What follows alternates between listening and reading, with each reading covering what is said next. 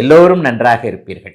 இப்பொழுது 2026 ஆனி மாதம் எப்படிப்பட்ட பலன்களை கொடுக்க போகிறது அப்படிங்கிறத எப்போது பார்த்தலாம். மேஷம் முதல் மீனம் வரையிலான 12 ராசிக்காரர்களுக்கு தனித்தனியாக என்னென்ன பலன்கள் நடக்கிறதுன்றது இப்போது பார்க்கறதுக்கு முன்னாடி, இந்த 2026 ஆனி மாதத்தில் முக்கியமான கிரக பயிற்சிகள் ஏதாவது இருக்கா, கிரக நிலைகள் எப்படி இருக்குது, அது 12 ராசிக்காரர்களுக்கு அவசியமான ஒன்று. ஐயா, சூரியன் மிதுனத்திற்கு வந்து விடுவார். மாதத்தின் ஆரம்பத்திலிருந்து மாதத்தின் இறுதி நாள் வரைக்குமே சூரியன் மிதுனத்தில் இருப்பது தான் இந்த ஆனி மாதம்னு சொல்கிறோம். அப்போ மிதுன வீட்டிற்கு அவர் மாறக்கூடிய அமைப்பு, புதனுடைய வீட்டிற்கு மாறக்கூடிய அமைப்பு, மிகப்பெரிய கோச்சார ரீதியாக எல்லாவற்றையும் பாதிக்கக்கூடிய சனி நல்ல மீனத்திலே இருக்கிறார். இருக்கிற இடத்துலையே இந்த மாதம் முழுக்க இருக்கிறார். அவர் எந்த விதமான மாற்றத்தை அடையிறதில்லை. இதில் ஒரு பெரிய விஷயம் என்னென்னா, உச்ச குரு சனியை பார்ப்பது என்பது சனியால் இதுவரை தொல்லைகளை அனுபவித்து கொண்டிருந்த எல்லாருக்குமே அப்படி ஒன்றும் பெரிய கஷ்ட நஷ்டங்கள் இருக்காதுன்றதை காட்டுது. சனிக்கடுத்து 2ஆம் நிலை நல்ல கிரகமான குரு பகவான் இப்போ தான் போன ஜூன் மாதம் 2ஆம் தேதி தான் மாறி இருக்கிறார். ஒரு 10-15 நாட்களுக்கு முன்னாடி மாறினது. கடகத்தில் அவர் உச்சகுருவாக இருப்பது மிகப்பெரிய யோகம். செவ்வாய் 2 இடங்கள்லேயே மாறி இருப்பார். செவ்வாய் பயிற்சி இந்த மாதம் நடக்குது. முதல்ல மேஷத்தில் ஆட்சியாக இருக்கக்கூடிய மேஷராசிக்காரர்கள் செவ்வாயை யோகா அமைப்பாக கொண்டவர்கள் எல்லாருக்குமே நல்ல பலன்களை கொடுக்கக்கூடிய நிலையிலிருந்து இந்த ஆனி மாதத்தில் ரிஷப வீட்டிற்கு அவர் மாறுவதும், வக்கர நிலையில் இருக்கக்கூடிய புதன் கடகத்திற்கும் மிதுனத்திற்கும் மாறி மாறி வருவதும், சிம்மத்திற்கு சுக்கிரன் மாறி போகிறதுமான ஒரு கிரக நிலைமையில் தாங்க இப்போ இருக்குது.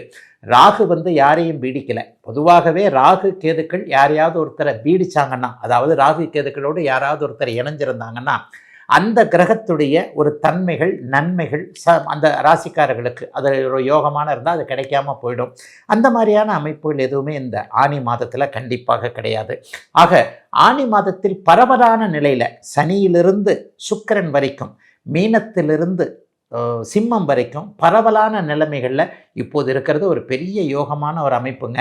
கஷ்டப்பட்டு கொண்டிருக்க அஷ்டம சனியிலையும் ஜன்ம சனியிலையும் மீனராசிக்காரங்களும் சிம்ம ராசிக்காரங்களும் இப்போ நல்லா இல்லைங்க. குறிப்பாக மீனராசியை சேர்ந்த இளைய பருவத்தினருக்கு கடுமையான ஒரு சாதகமற்ற பலன்கள் நடந்துக்கிட்டு இருக்கு. அதே மாதிரி சிம்ம ராசியில் பூரம் நட்சத்திரத்தில் பிறந்தவர்களுக்கு போன மாதத்திலிருந்து டைம் நல்லா இல்லை. அதுக்கு முன்னாடி மக நட்சத்திரத்தில் பிறந்தவர்களுக்கு பெரிய ஒரு மாதிரியான இக்கட்டுன்னா என்னங்க, அவரவருடைய பிறந்த ஜாதக அமைப்பிற்கு ஏற்றார் போல் முன்னால் போனால் கடிக்குது, பின்னால் போனால் உதைக்குதுன்ற ஒரு நிலைமைகள் கண்டிப்பாக இருந்து வந்தன. அந்த நிலைமைகள் எல்லாம் இப்போது ஆனி மாதத்தில் ஓரளவிற்கு சனியை உச்சகுரு பார்க்கிற காரணத்தினால ஒரு கட்டுக்குள் இருக்கக்கூடிய அமைப்புகள் தாங்க நிச்சயமாக இருக்கிறது.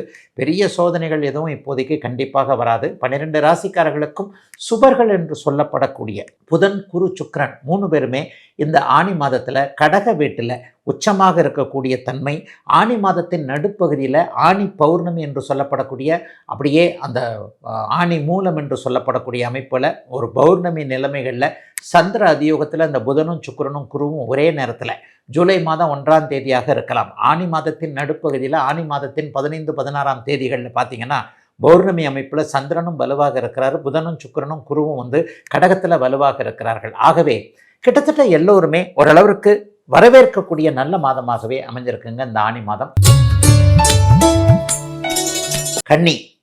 கன்னிராசிக்காரர்களுக்கு பிரபல யோகம் இருக்கக்கூடிய அமைப்புகள் இப்போது உண்டு. புகழ் வரும், கீர்த்தி வரும். 3ஆம் பாவகம் 3ஆம் பாவகாதிபதி எல்லாம் சுபத்தன்மையோடு இருக்குது.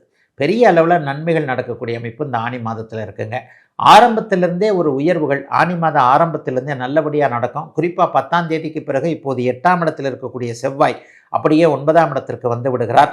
10ஆம் இடத்துல இந்த மாதம் முழுவதும் உங்களுடைய விரையாதிபதியான உங்களுடைய ராசிநாதனுடைய நண்பரான சூரியன் வலுவாக இருப்பது என்பது மிகப்பெரிய யோக பலனை குறிக்கக்கூடிய ஒன்று. ராசிநாதனே 10ஆம் அதிபதியாகி லாபத்தில் உட்கார்றாரு.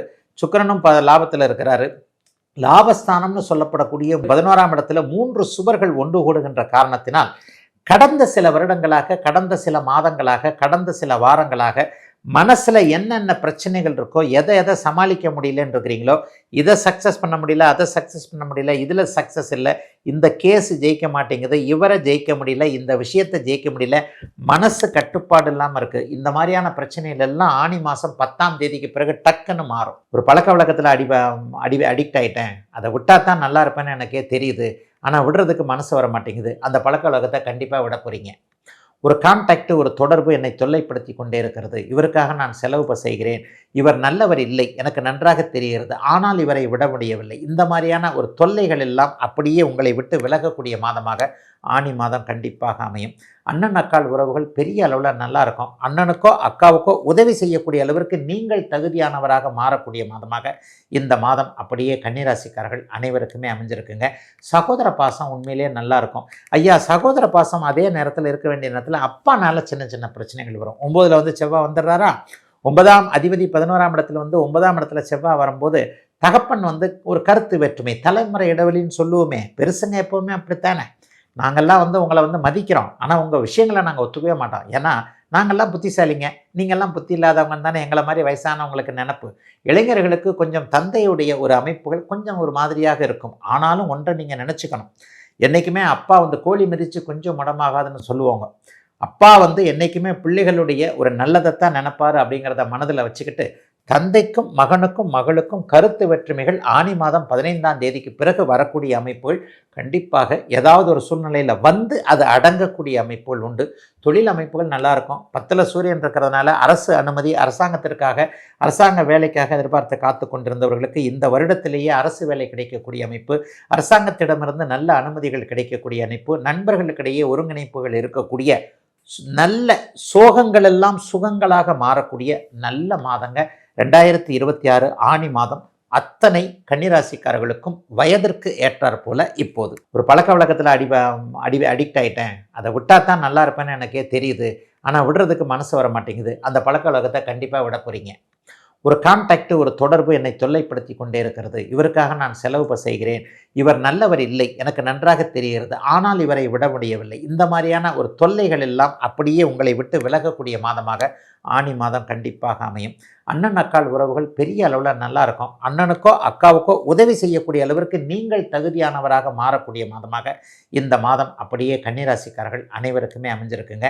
சகோதர பாசம் உண்மையிலேயே நல்லா இருக்கும். ஐயா, சகோதர பாசம் அதே நேரத்தில் இருக்க வேண்டிய நேரத்தில் அப்பானால சின்ன சின்ன பிரச்சனைகள் வரும். 9ல் வந்து செவ்வாய் வந்துடுறாரா, 9ஆம் அதிபதி 11ஆம் இடத்துல வந்து 9ஆம் இடத்துல செவ்வாய் வரும்போது தகப்பன் வந்து ஒரு கருத்து வேற்றுமை, தலைமுறை இடைவெளின்னு சொல்லுவோமே, பெருசுங்க எப்போவுமே அப்படித்தானே.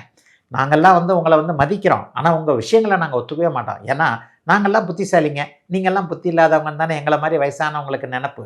இளைஞர்களுக்கு கொஞ்சம் தந்தையுடைய ஒரு அமைப்புகள் கொஞ்சம் ஒரு மாதிரியாக இருக்கும். ஆனாலும் ஒன்றை நீங்கள் நினச்சிக்கணும், என்றைக்குமே அப்பா வந்து கோழி மிதித்து கொஞ்சம் முடமாகாதுன்னு சொல்லுவாங்க. அப்பா வந்து என்றைக்குமே பிள்ளைகளுடைய ஒரு நல்லதைத்தான் நினைப்பார் அப்படிங்கிறத மனதில் வச்சுக்கிட்டு, தந்தைக்கும் மகனுக்கும் மகளுக்கும் கருத்து வேற்றுமைகள் ஆனி மாதம் 15ஆம் தேதிக்கு பிறகு வரக்கூடிய அமைப்புகள் கண்டிப்பாக ஏதாவது ஒரு சூழ்நிலையில் வந்து அது அடங்கக்கூடிய அமைப்புகள் உண்டு. தொழில் அமைப்புகள் நல்லாயிருக்கும். 10ல் சூரியன் இருக்கிறதுனால அரசு அனுமதி, அரசாங்கத்திற்காக அரசாங்க வேலைக்காக எதிர்பார்த்து காத்து கொண்டிருந்தவர்களுக்கு இந்த வருடத்திலேயே அரசு வேலை கிடைக்கக்கூடிய அமைப்பு, அரசாங்கத்திடமிருந்து நல்ல அனுமதிகள் கிடைக்கக்கூடிய அமைப்பு, நண்பர்களுக்கிடையே ஒருங்கிணைப்புகள் இருக்கக்கூடிய நல்ல சோகங்கள் எல்லாம் சுகங்களாக மாறக்கூடிய நல்ல மாதங்க 2026 ஆனி மாதம். அத்தனை கன்னிராசிக்காரர்களுக்கும் வயதிற்கு ஏற்றார் போல இப்போது